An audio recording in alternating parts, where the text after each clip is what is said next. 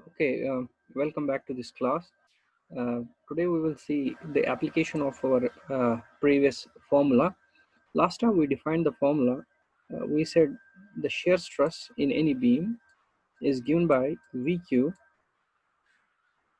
divided by I into T. Let's use a very simple uh, example today to see how we can properly understand this equation. Okay, so we'll take a very simple example today in order to understand this equation properly. At least get acquainted with different terms that are used in this equation.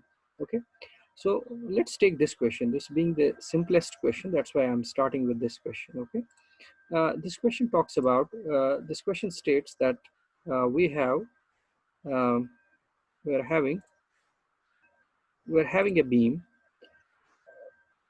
Determine the distribution of shear stress over the cross section of the beam. We are given a beam. Okay, this is a cross section of a beam. The cross section of the beam happens to be, in fact, it is a rectangular cross section because its width is b and its height is h.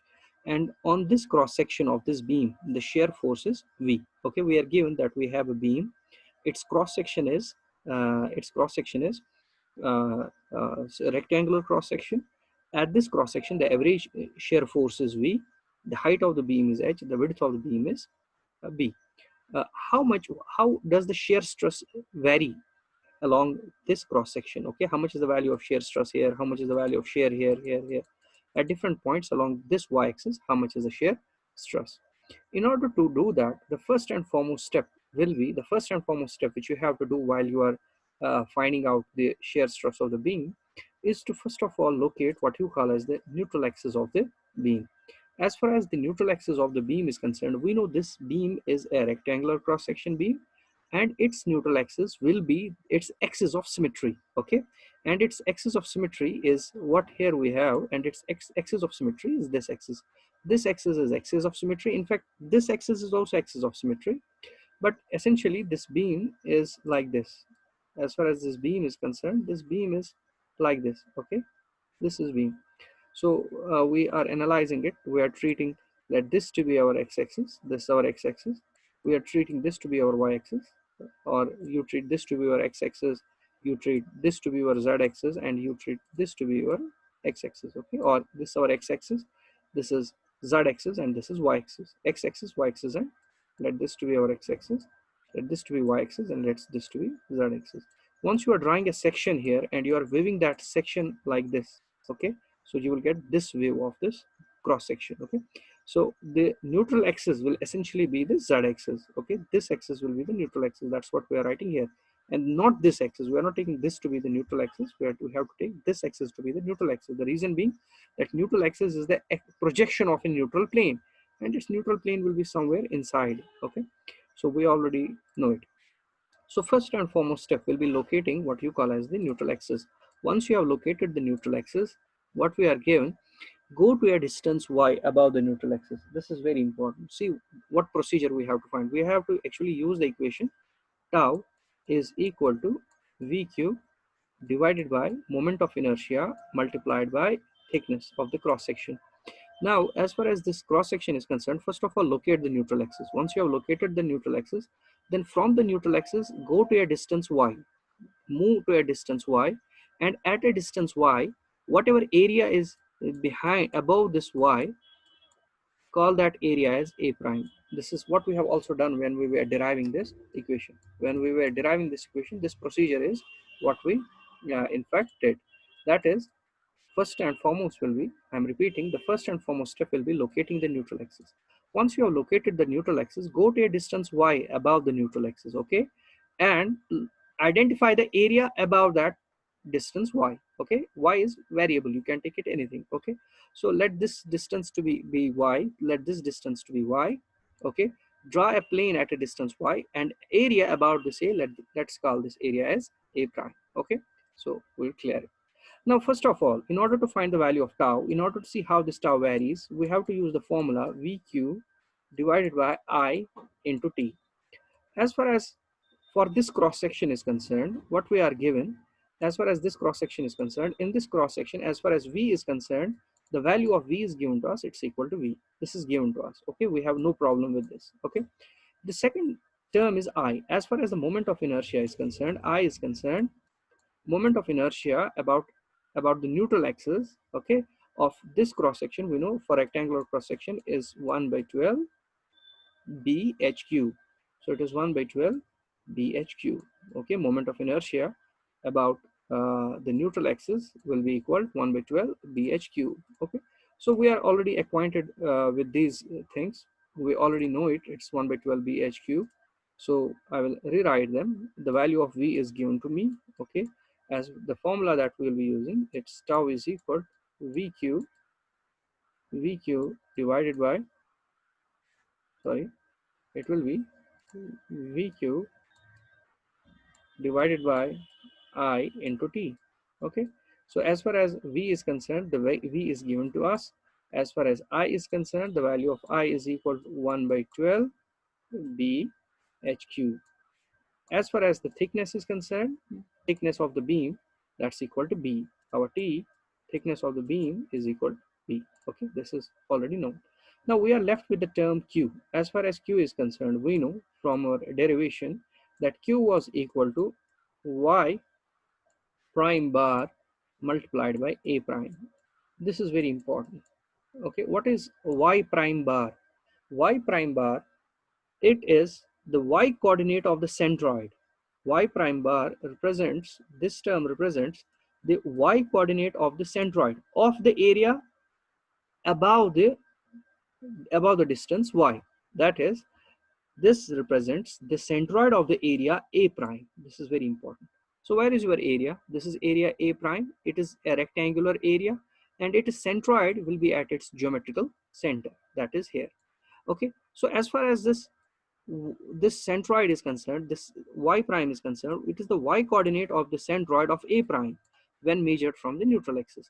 Now, in order to find this y prime, in order to write this y prime you can write, since geometrical center of this a prime will be at the center, it is here, you can write its y coordinate. Okay, it is equal to, the y coordinate is equal to this distance, that is this distance, that is y, plus how much? Y plus this small distance from here to here. Okay, this small distance from here to here can be written as, this is equal to this distance divided by 2. That is, this distance divided by 2, this much distance divided by 2 plus y will give you the y bar prime. That is equal to, that is equal to, that is y we have written. Now we have to write this much. This distance can be written as, this is equal to this total distance h by 2 minus y, that is this distance. As you minus from h by 2, we will subtract this distance, that is y. Okay, so we will get this much distance. Then this distance divided by 2 will give us the distance from here to here, that is y plus 1 by 2, y plus 1 half of h by 2 minus y. Okay, 1 half of h by 2 minus y will give us the y bar. So as far as the y bar is concerned, as far as this y bar prime is concerned, the distance from the neutral axis to the y coordinate of area a prime is equal to this distance from here to here, that is y plus this total distance h by 2 minus y. Once you minus h by 2 minus y, you will get this distance divided by 2, that is here h by 2 minus y divided by 2. Okay, so this is our y prime. Now as far as our a prime is concerned, a prime is the area. A prime is the area. As far as a prime is concerned, it is the area. It is equal to width, that is b, multiplied by this height. Okay, as far as this height is concerned, it is equal to this height, this is equal to this total distance, that is h by 2 minus this distance, that's equal to y. So we'll write this as, it is h by 2 minus y. Okay, so this is our q. So if you multiply this, if you multiply the terms and do the necessary algebra, it will be equal to 1 by 2 h square by 4 minus y square multiplied by b. Okay, so if you multiply the terms and do the addition subtraction, you will get this term. So your q is also given to you. Now you know v, you know q, you know I, you know t. So substitute these all values in this equation, we'll get the value of tau. So once we are substituting the value of these equations, these values in this equation, once we are substituting, we'll get the value of tau. Tau is equal to vq divided by I into t. V is given to us, q we have already calculated, substituted here, substituted here. I, you know, 1 by 12 bhq multiplied by your b, because thickness is equal to b. Okay, so again, do this, this b and b will cancel. Okay, so do the necessary calculations. You will get from this equation, you will obtain that it's equal to this. That's equal 6v divided by bh cube h square by 4 into y square. So this is very, very important. As far as this formula is concerned, as far as this formula is concerned, this formula tells us that as far as the shear stress is concerned, the shear stress is the formula for shear stress for a beam with rectangular cross section is this. These questions are often based on this concept are often asked in your gate examinations. Okay, so this is 6v by bh cube h square by 4 minus y square. This is the shear force. So this is the shear stress. So shear stress is varying. As far as the shear stress is concerned, the shear stress is varying with y-axis. Okay, since 6 is constant, v is constant, b is constant, h is constant, therefore this tau is a function of y. Okay, so tau varies with y.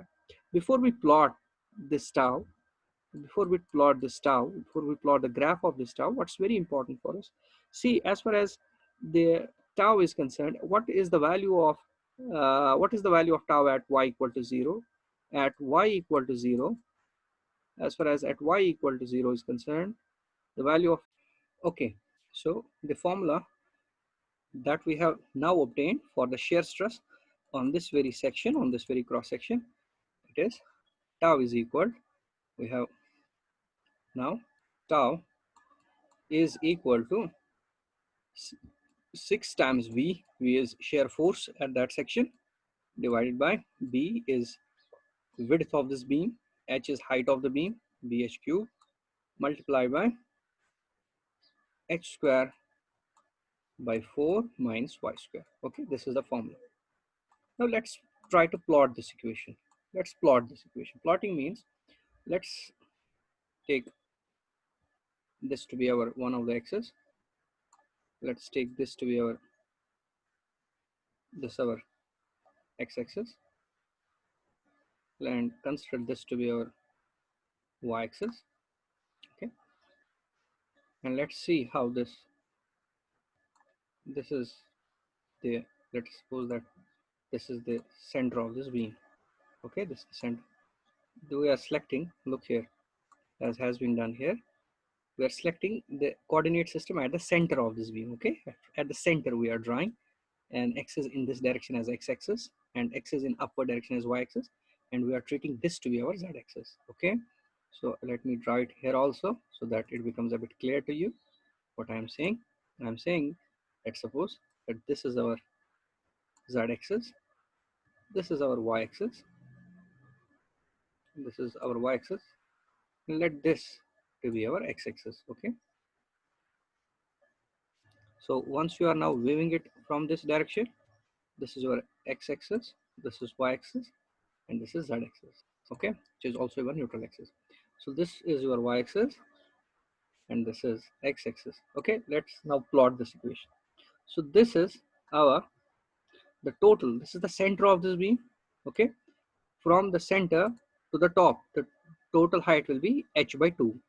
Okay, because the total height of this beam is h. From center to this point, the distance will be h by 2. Therefore, this distance from here to here is h by 2. And the distance from here to here will be minus h by 2. Okay, this is y equal, this point is y equal to 0. Okay, now when y is equal to 0, when y is equal to 0, at that time the value of shear stress becomes equal to, the value of shear stress is, and y is equal to 0, the value of shear stress is 6v divided by 6v h square divided by 4b 4b h cube 4b h cube, okay, which is equal to, this is 2 ones are sorry, this is 2 twos are 4, 2 threes are 6, so this is 3 divided by 2, that is 1.5 divided by 1.5v divided by this h square and this, so this is b into h. This is the value of shear force at a point where y is equal to 0. This is shear force value here, okay. Now when y is equal to plus h by 2, okay, when y is equal to plus h by 2, so this becomes h by 2 whole square, that is h square by 4. This is h square by 4, this is h square by 4, therefore this term becomes equal 0. 0 multiplied by this, therefore the value of shear stress at this very point is equal to 0, okay. Similarly, at y is equal to minus h by 2, so it's minus h by 2 square, that is h square by 4. Again, this term becomes 0. This is the value of shear stress is also equal, at this point is also equal to 0. Now join these points, join all these points, join all these points. If we join all these points, if we join all these points,